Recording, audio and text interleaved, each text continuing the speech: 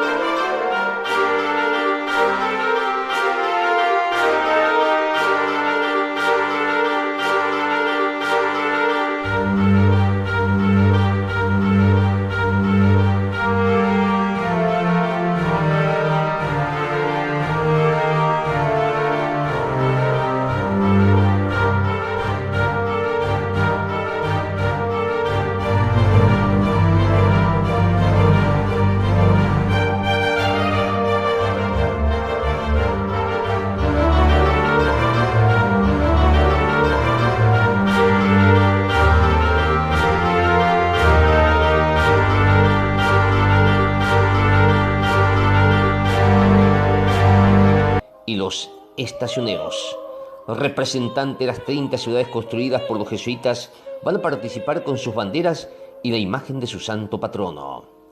El retablo está hecho de materiales reciclados utilizados en Iguazú para la visita del Papa Francisco en el año 2015, y también se están usando restos de marcos aplicados en forma de mosaico en los sitios donde estaban las mazorcas de maíz.